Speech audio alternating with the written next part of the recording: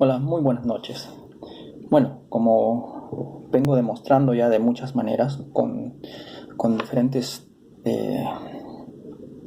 versos bíblicos, de textos bíblicos, acerca, por ejemplo, de la salvación, ¿no? Lo cual tanto los creyentes católicos han sido enseñados también que su salvación ellos no lo pierden, porque ellos supuestamente son la iglesia de Cristo. Así que también tienen esa doctrina de salvos siempre salvos. Claro que no igual a los otros cristianos eh, que también creen que la salvación no la puedes perder, ¿no? Que es esta doctrina de salvos siempre salvos, ¿no? Los católicos también tienen esa enseñanza, ¿no? Lo cual no es bíblico. ¿Por qué digo que ellos también tienen esa enseñanza? Por lo tanto, también son salvos siempre salvos. ¿Por qué? Porque ellos han sido enseñados que ellos se deben confesar constantemente, o creo que todos los domingos, lo cual he visto ahí los domingos que andan arrodillados, y lo peor que se confiesa, no por medio de Jesucristo, sino por medio de una supuesta María que no es María, ¿no? Y unas Marías de escultura de yeso con diferente, cada escultura de yeso de una supuesta María tiene diferente rostro, como dije la otra vez. Para hacer representación de una persona, más aún de una persona de la historia cristiana, bíblica, ¿no? Que es una representación muy importante para los creyentes cristianos, como María, por ejemplo, en cuanto a su fidelidad, la sierva fiel de Dios, ¿no? Lo cual, así como Abraham es considerado como el único, no hay otro semejante a Abraham, ¿no? Y eso no lo toman en cuenta, ¿no? La fe de Abraham fue tan grande, mucho más grande que la de María, así de sencillo, ¿no? Entonces, por eso se llama el padre de la fe, ¿no? En ningún momento nos habla acerca de una madre de la fe o reina del cielo y todas esas falacias, así de sencillo, ¿no? Por lo tanto, entonces, eh, ¿qué sucede? Entonces se confiesan ante su sacerdote o también piden a sus supuestos santos, ¿no? Que ellos mismos, los religiosos católicos romanos mismos, los han declarado santos, ¿no? Eh, y se inclinan ante una escultura, por ejemplo, de un supuesto arcángel Miguel, que ni siquiera es arcángel Miguel. Por eso dije, para hacer representación con mucho más razón, si es alguien muy importante en la Sagrada Escritura, pues tiene que ser, y eso es por lógica, tiene que ser la imagen propia, ¿no? La imagen de esa persona, ¿no? De su persona, ¿no? Una imagen original, ¿no? Para tenerlo como representación de aquella persona, ¿no? Por lo tanto, no hay ni de María ni del Señor Jesucristo, ¿no? Eh, entonces, por ejemplo, los creyentes católicos tienen al Papa Juan Pablo II, tienen la imagen original de todos sus papas blasfemos, ¿no? Tienen su imagen original, lo cual lo tienen como representación, ¿no? Hay muchas imágenes.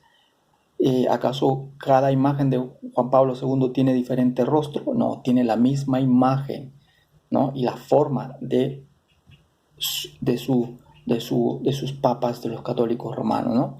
Así de sencillo. Eso es una representación de ellos. Por eso la otra vez dije, si yo muero mañana, ¿no?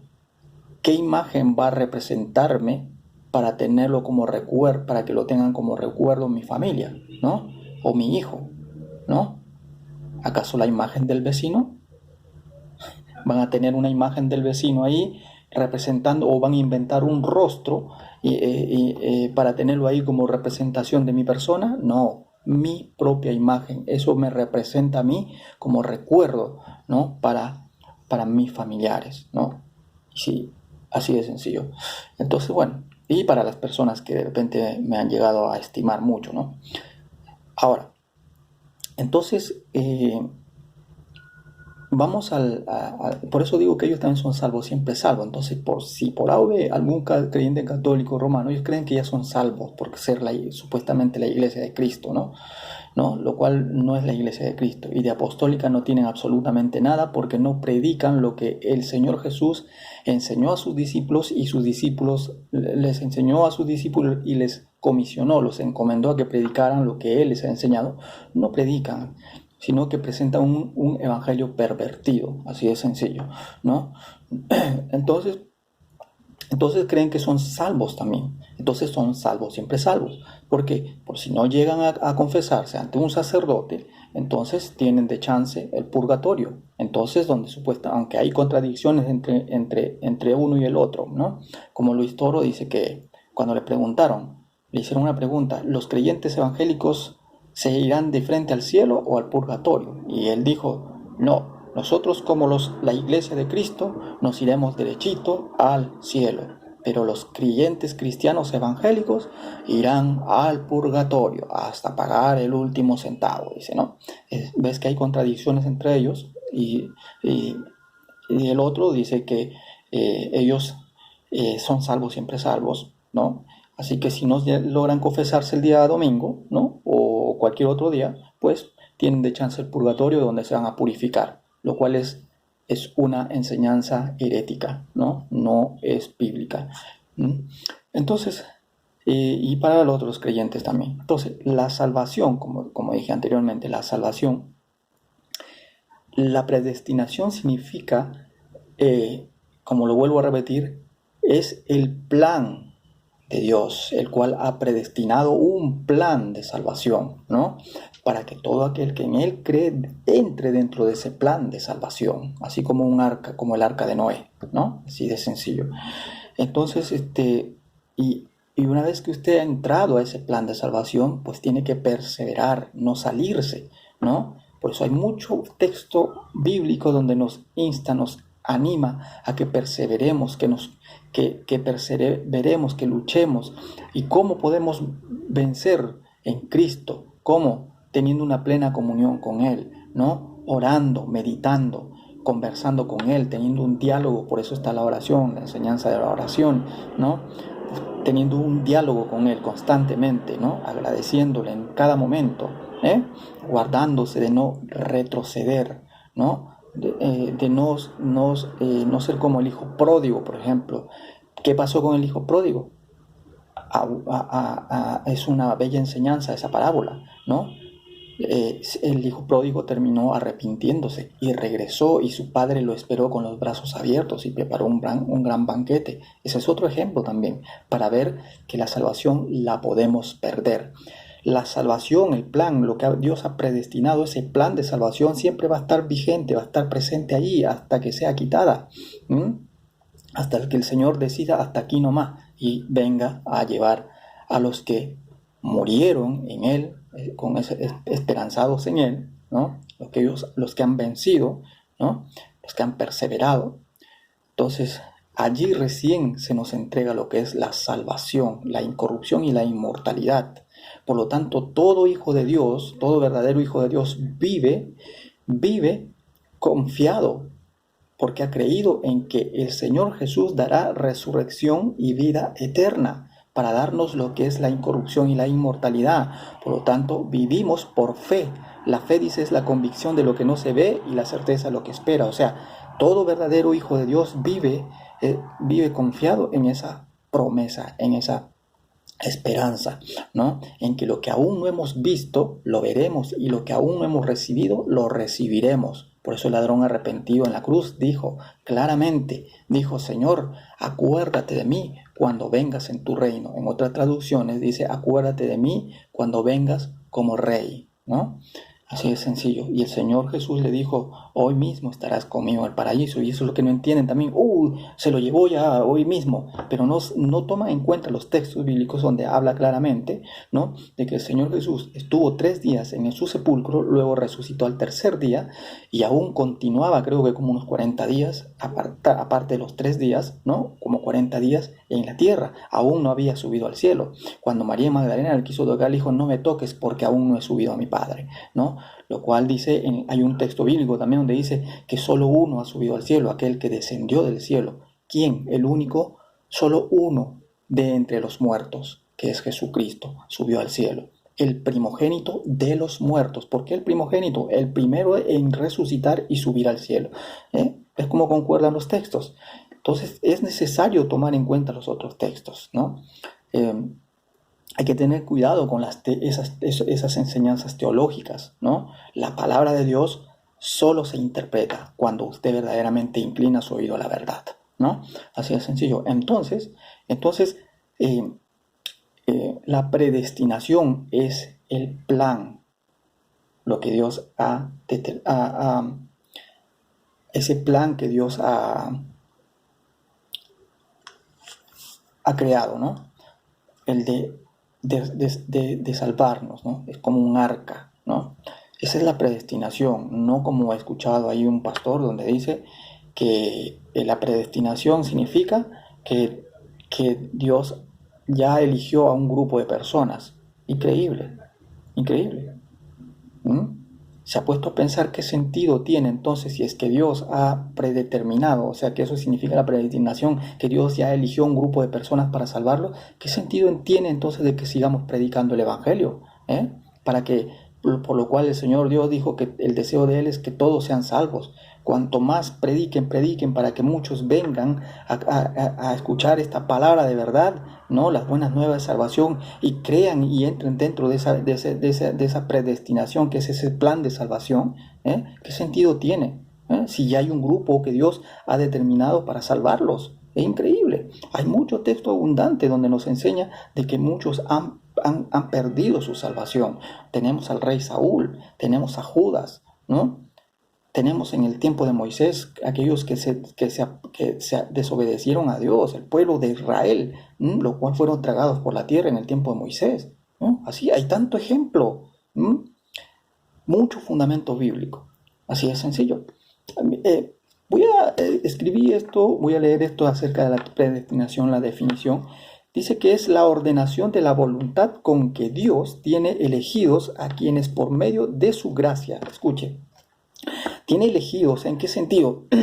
Tiene elegidos a quienes por medio de su gracia han de lograr la gloria. Han de lograr la gloria. Y esto concuerda con los textos bíblicos que se presentan.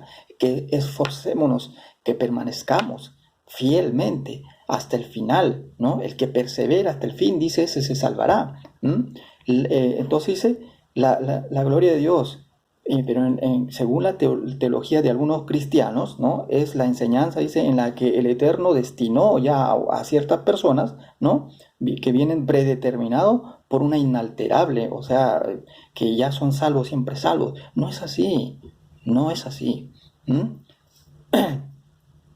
La gracia es el regalo inmerecido, porque por gracia sois salvos, dice. Pero para poder ser salvos, para poder ser salvos, ¿qué tenemos que hacer? Creer, el oír primero la palabra y creer. Entonces ese regalo lo tomamos, ¿no? Esa gracia está ahí presente, porque por gracia sois salvos, por medio de la fe, ¿no? Dice, por la fe que sucedió con Abraham, Así de sencillo. Tenemos la iniciativa. Dios nos ha dado un libre albedrío, y por lo tanto ese libre albedrío Él nos advierte que esa libertad que Él nos dio no la convirtamos en libertinaje, y que todo nos es lícito pero no todo nos conviene. Nos advierte, nos ha dado la libertad porque era necesario, porque si no Dios sería un Dios injusto, nos tendría como esclavizados. Así de sencillo, hay que tener en cuenta eso. Entonces, por lo tanto, uno decide, ¿no? Uno decide. Ahora, confunden también con respecto a lo que Él había elegido ya, que dice, yo los elegí, ¿no? Aún antes de la fundación del mundo, ¿no? ¿Qué significa eso? Que Dios, dentro de esa predestinación, de ese plan de salvación, obviamente hay ¿cómo se puede decir? Ciertos diseños en el cual Él tenía que elegir, por ejemplo, a ciertas personas para poder, en estos casos, como hizo Jesús, enseñarles, ¿no? La palabra de Dios, ¿no? Enseñarles la verdad, de las buenas nuevas de salvación para que luego encomendarles. Tenía que elegir. Eso estaba ya diseñado dentro de ese plan. Y para eso él comenzó a predicar mientras andaba, iba escudriñando, porque él es Dios, iba escudriñando el corazón de las personas y en ese momento escudriñó el corazón de Pedro, escudriñó el corazón de Mateo y así sucesivamente y los eligió como sus emisarios, como sus discípulos, para enseñarles y luego los encomiende para ir a predicar, ¿no? Si no era Pedro, podría haber sido otro, pero entonces eso estaba dentro del diseño del plan de salvación, esa predestinación, ¿no? No significa que ha elegido a cierto grupo de personas, ¿no? Por eso digo, ¿qué sentido tiene entonces si es así, que estamos perdiendo el tiempo entonces? Si supuestamente ya hay un grupo que son predestinados para ser condenados, lo cual es ilógico y es absurdo, y los otros grupos han sido ya predestinados ya para ser salvos. Eso es absurdo. Entonces, ¿qué sentido tiene que se escriba ahí y diga el deseo de Dios es que todos se salven, que todos vengan al arrepentimiento? Por eso es la predicación de la palabra de Dios. ¿Qué sentido tiene? Usen el razonamiento lógico, ¿no? No sé, yo creo que han llevado razonamiento lógico en el colegio. Yo sí lo llevé. En el colegio había un curso de razonamiento lógico, ¿eh? Así de sencillo. Entonces, muy importante, ¿no? Entonces, ahora otra cosa, como dije en un post que subí, imagínese si usted tiene la oportunidad, habiéndose entregado a Cristo, ¿no? Habiéndose entregado a Cristo, habiendo oído la palabra y creído, y luego estar dentro de ese plan de salvación, que si usted tuviera la oportunidad de poder en visión, no sé cómo sea, no como digamos, es un decir, tiene la oportunidad de ver el libro de la vida, y usted ya ha entrado de ese plan de salvación, usted lo ha aceptado a Cristo, se ha bautizado y ha hecho todo lo que se ha enseñado, ¿no? Y sin embargo, al leer el libro de la vida, resulta que en ese libro de la vida no está su nombre, ¿no? Lo cual está allí. Por ejemplo, Richard ha sido predestinado para ser condenado. Increíble, ¿eh? Y Juan ha sido predestinado para ser salvo. Es increíble, es algo absurdo. Así de sencillo. Entonces, hay muchas formas que la palabra de Dios demuestra la verdad del Evangelio de Jesucristo, ¿no? Entonces, la predestinación es como conocer anticipadamente, ¿no?, el destino de una persona o cosa, ¿no? Dios desde su eternidad determinó lo que haría por amor, de acuerdo a su voluntad, ¿no? Su voluntad, por acuerdo a su amor, Él trazó este plan, este plan que es la predestinación, el plan de salvación, ¿no? Para que todo aquel que en Él cree no se pierda, mas tenga vida eterna. Por eso está la predicación, así de sencillo, ¿no? Ahora,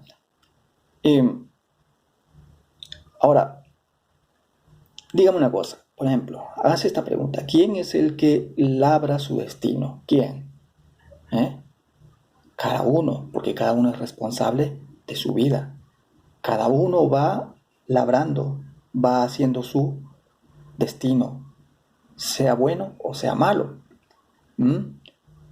Por lo tanto, es tu destino el cual gobierna, ¿no?, el paradero final de tus días, de tu vida.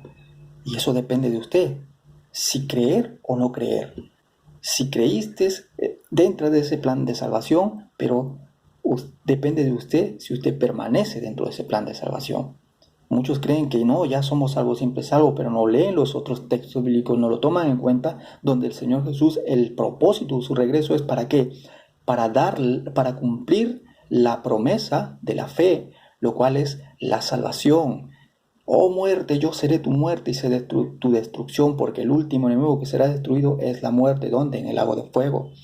Y eso viene Él a cumplir, a dar la promesa a todos aquellos que han creído y han permanecido en Él, ¿no? Así de sencillo. Y les dará lo que es su recompensa a cada uno, ¿no? Los que han muerto en Cristo y los que están vivos en ese tiempo en Cristo recibirán la incorrupción y la inmortalidad. Recién recibirán la santidad y la inmortalidad. Y recién veremos al Señor. Subiremos con Él. ¿Ve? Pero bueno, dentro de eso está todo esto, lo que es, y todo ojo le verá, y todos compareceremos ante el tribunal de Cristo para recibir su recompensa a cada uno, ¿no? Así de sencillo, ¿eh? ¿eh? Entonces, uno es responsable de su salvación. ¿M? Uno es responsable y la salvación es estando en vida. Después de muerto ya nada podéis hacer, ¿no? Voy a leer rapidito para que no se me haga tan... Mire, esta vez voy a... Tengo muchas formas de poder demostrar, ¿no? Tengo muchas formas de poder demostrar. Puedo tener en Efesios, ¿no? Pero vamos a tocar ahora con el libro de Génesis. Vamos al Génesis, rapidito. Génesis 6, 11, 14. Génesis, vamos a tratar de hacerlo rápido. Génesis 6, 11, 14. Génesis 6, 11, 14. Y la tierra se corrompió delante de Yahweh, y la tierra estaba llena de iniquidad, ¿no? Y dijo Dios a Noé, y miró Dios hacia la tierra, la cual estaba corrompida, pues toda carne se había corrompido su camino sobre la tierra. Bueno, esto yo creo que todo creyente lo sabe, ¿no? ¿Qué sucedió aquí? Recordemos que de la descendencia de Set, dice que de la descendencia de Set comenzaron a invocar el nombre de Dios. De la descendencia de Caín, no, lo cual Caín fue maldecido, ¿no? Fue maldito, ¿no? Y la descendencia de Caín no eran hombres temerosos de Dios, ¿no? Eran paganos, no adoraban a Dios, ¿no? Por lo tanto, de la descendencia de Set, dice que comenzaron a invocar el nombre de Dios. Por lo tanto, ellos son los que invocaban el nombre de Dios, ¿no? Agradaban a Dios, ¿no? Pero ¿qué pasó? Luego se corrompieron. ¿Se corrompieron cuándo? Cuando empezaron, recuerden que estaban mucho con más razón en el tiempo de la ley. Entonces, ¿qué pasó? Se mezclaron con las hijas de los hombres. La palabra de Dios habla de los hijos de Dios a la descendencia de Set, los cuales comenzaron a invocar el nombre de Dios, ¿no? Porque de ahí viene esa línea lo que es el pueblo de Israel, ¿no? Entonces, se corrompieron, empezaron a tomar mujeres de las hijas de los hombres. O sea, los hijos de Dios, o sea, la descendencia de Set, comenzaron a tomar mujeres de las que eran hermosas, dice, empezaron a tomar mujeres de las hijas de los hombres de la descendencia de Caín, de hombres paganos, ¿no? Estas mujeres paganas. Entonces, ¿qué pasó? Recuerden, allí murieron tanto de la descendencia de Caín y de la descendencia de Set, los que invocaban el nombre de Dios, ¿eh? Ahí está, otro caso que la salvación lo perdieron ellos, porque no perseveraron, desobedecieron, se corrompieron, ¿eh? ¿Ve? Hay muchas formas de explicar. Pero ¿qué pasó? ¿Qué pasó? En Noé halló gracia porque encontró un varón justo, el cual no se corrompió, ¿no? Recuerden que había un periodo de tiempo que empezó que Noé comenzó a predicar el Evangelio de Jesucristo. Perdón, comenzó a predicar la palabra de Dios, exhortándolos a que se arrepientan. Yo creo que en estos casos, especialmente a los que se corrompieron, a los que se corrompieron con las hijas de los hombres de la descendencia de Caín, ¿no? Entonces, pero no entendieron hasta que no entró al arca y se cerró y ya no hubo más oportunidad, ¿ve? Hay mucha forma de poder demostrar. Entonces, así de sencillo. Ahora vamos a rapidito a Hebreos 11:7. Antes que se me cumple el Hebreos 11:7. Hebreos 11, ¿dónde está? 11:7. Dice así: por fe Noé, mire, escuche, por fe Noé, cuando se le habló lo relativo a las cosas que aún no se veían, fue reverente y preparó un arca para la salvación de su familia, y por tal fe condenó al mundo y llegó a ser heredero de la justicia que es por fe. Por fe Abraham, cuando fue llamado, obedeció partiendo hacia el lugar. O sea, vemos otro ejemplo. Mire, así de sencillo. Ahora vamos a Mateo, rapidito, porque ya se me va a cumplir. Vamos a Mateo 24:37. 24:37 al 39. 27 al 39. Dice así: porque tal como fue en los días de Noé, así será la venida del Hijo del Hombre. Pues así como antes del diluvio, estaban comiendo y bebiendo, tomando mujeres y dándolas a varones. Mire, escuche, y aquí se concuerda con eso, que la descendencia de Set, los cuales invocaban el nombre de Dios, eran hijos de Dios. La palabra de Dios los habla en el Antiguo Testamento como hijos de Dios. Vemos, por ejemplo, al pueblo de Israel cuando le dice a Moisés que vaya y diga al faraón que deje ir a su hijo, a su primogénito, o sea, a Israel, a su hijo, ¿no? Acá dice, por lo tal como fue, dice, en los días de Noé, así será la venida del Hijo del Hombre. Pues así como antes del diluvio estaban comiendo y bebiendo, tomando mujeres, ¿ves? Que la descendencia de Set, los cuales eran hijos de Dios, ¿no? Los cuales invocaban el nombre de Dios, dice, tomaban a las mujeres, y eso está en Génesis, dice bien, y viendo los hijos de Dios que las hijas de los hombres eran hermosas, o sea, las hijas de los paganos, las hijas de la descendencia de Set, tomaron mujer, y aquí lo concuerda, mira. Pues así como antes del diluvio, dice, estaban comiendo y bebiendo, tomando mujeres y dándolas a los varones, ¿se dan cuenta, no? Hasta el día en que Noé entró en el arca y no comprendieron, o sea, no se arrepintieron, ¿no? Hasta que vino el diluvio y los arrastró a todos, así será la venida del Hijo del Hombre. Ahora, vemos aquí, arrastró simplemente a qué gente arrastró, ¿eh? Recordemos que se salvó solamente Noé, ¿eh? Noé, sus hijos y las esposas de sus hijos y la esposa de Noé. Dice, arrastró a todos. ¿A qué todos? Se supone que en el libro de Génesis nos habla acerca que empezaron a multiplicarse la humanidad y de la descendencia de Set comenzaron a invocar el nombre de Dios. Entonces, dice, y los arrastró a todos. Está mezclado aquí. Arrastró a aquellos que se corrompieron con las hijas de los paganos, ¿no? Con estos hombres paganos, que es de la descendencia de Set. Los arrastró a todos y se salvó solamente Noé porque Noé no se corrompió. Noé fue fiel. Así de sencillo. ¿Se dan cuenta o no? Aquí nos enseña también otra enseñanza respecto a que la salvación la puede perder. La puede perder, así de sencillo. Bueno, termino con esto, lo puede leer también en Lucas 17, 26 al 30. Termino con esto, ¿no? Y vamos a seguir dando con otros textos bíblicos. Hay mucha fuente bíblica para poder ver, ¿no? Esta verdad, lo cual esta enseñanza es una enseñanza herética, porque no es bíblica.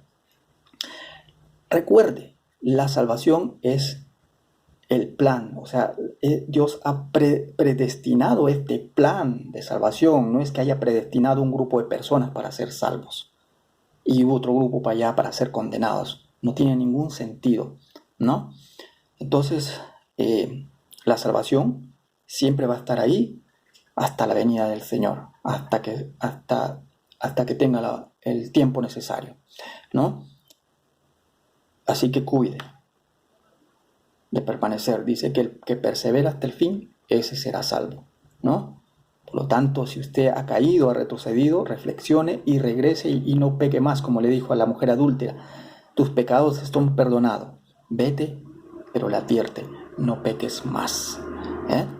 Por lo tanto, dice que si tú que has dejado tu primer amor, son textos tan claros, ¿no? De los cuales hay muchos, ¿no?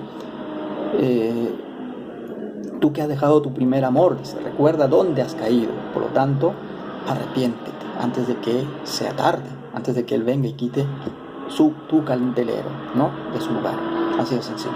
Bueno, eso es todo, una breve explicación, y espero que Dios lo guarde y espero que usted incline su oído a la verdad y reflexione y crea lo que dice la palabra de Dios. Ya estaré dando voy a hacer otro video con otros textos bíblicos para demostrar acerca de esto, de que la salvación la puede perder si usted no permanece fiel, ¿no? Así de sencillo. Es mal interpretado eso también de salvos, porque por gracia sois salvos, lo cual es un don de Dios, un regalo de Dios. No quiere decir eso que ya eres salvo, siempre salvo, ¿no? Es el regalo de Dios para que usted lo tome, ¿no? Y no lo desprecie. Y si lo tiene, si usted ha entrado ya en ese lugar, no lo deje, sino, ese es tu primer amor, no lo dejes, sino persevera en ello, ¿no? Trabajando cada día, luchando. Por eso dice, mientras estemos en este mundo tendremos aflicciones, tendremos tentaciones, pero podremos ser vencedores, dice, si nosotros cada día nos aferramos a Dios, vivimos constantemente en comunión con Él, ¿no? Orando, clamando a Él, ¿no?